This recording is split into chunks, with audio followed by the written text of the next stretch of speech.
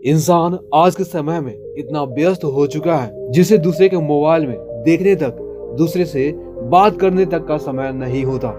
और इंसान अपने करियर को लेकर इतना स्ट्रेस ले चुका है, बच्चे प्लान कैसे करना है ये सारे चीज भूल जाते हैं। और स्ट्रेस और अन्य टेंशनों की वजह से दोनों में यानी पुरुष और महिलाओं में इनफर्टिलिटी की समस्या डेवलप हो जाती है।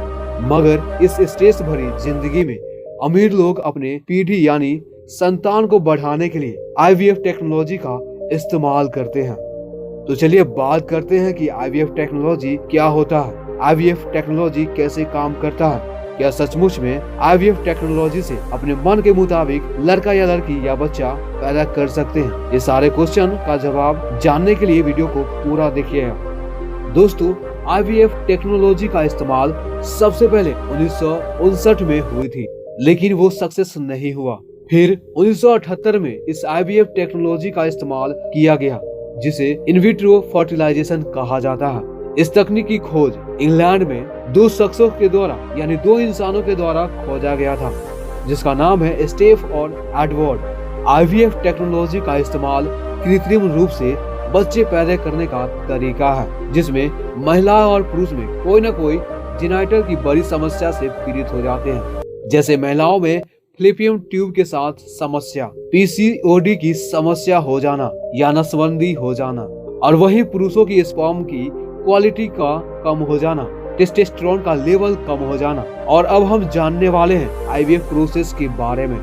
दोस्तों, आर्टिफिशियल बच्चा बनने के लिए अच्छे अंडे और अच्छी क्वालिटी की स्पर्म होना चाहिए। इसके लिए पहले हम उन पहलू को बताएंगे जो महिलाओं के लिए जरूरी होती है। ज्यादा अंडे के विकास के लिए इंजेक्शन देना, यानी महिलाओं के अंडाशय में ज्यादा से ज्यादा अंडे का विकास हो, इसके लिए उत्तेजक औषधि वाली इंजेक्शन दी जाती है। ऐसा करने से ज्यादा अंडों से आईवीएफ सफल होने का चांसेस बढ़ जाता है। दूसरी प्रक्रिया आती है अंडों को प्राप्त करने की प्रक्रिया। इंजेक्शन के 10 से 12 दिनों के बाद एक विशेष सेक्शन क्रिया विधि की मदद से विकसित अंडों को बाहर निकाला जाता है। इस प्रक्रिया के दौरान महिलाओं को एनेस्थेसिया दिया जाता है, जिससे उन्हें दर्द न अनुभव हो।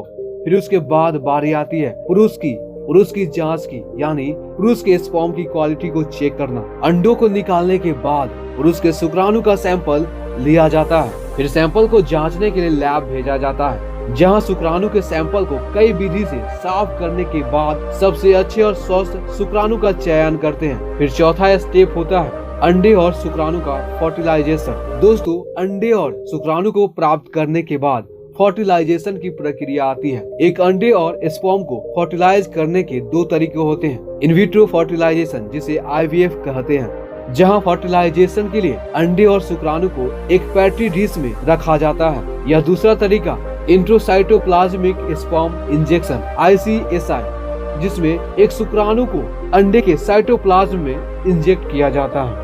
फिर एम्ब्रॉय कल्चर मतलब आईवीएफ की 5वीं चरण। दोस्तों, अंडे और शुक्राणु को फर्टिलाइजेशन होने के बाद तैयार हुए भ्रूण को इनक्यूबेटर में रखते हैं, जहां भ्रूण को विकसित होने और बढ़ने के लिए उचित वातावरण मिलता है। फर्टिलाइजेशन के 5वें दिन भ्रूण ब्लास्टोसिस्टिस स्टेज में विकसित हो जाता है, और तब तक वो भ्रूण एक एम्ब्रियोलॉजिस्ट की निगरानी में रहता है। और अब बारी आती है अंतिम स्टेज की, यानी भ्रूण ट्रांसफर की।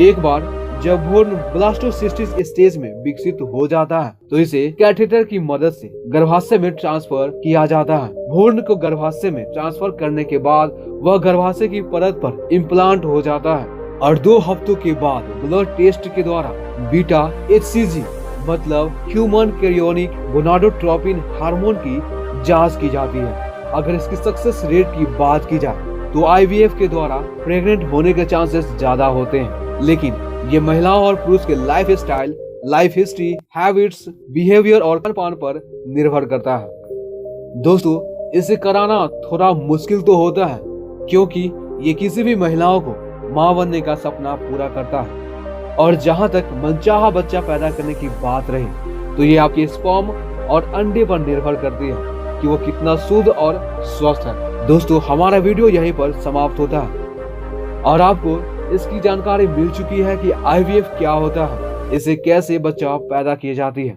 लेकिन दोस्तों, एक बात अगर आप लोग इस चैनल पर नए हैं तो चैनल को सब्सक्राइब जरूर कर लीजिए, क्योंकि इस चैनल पर नॉलेज की वीडियो हर वीक अपलोड की जाती है। Thank you for watching this video.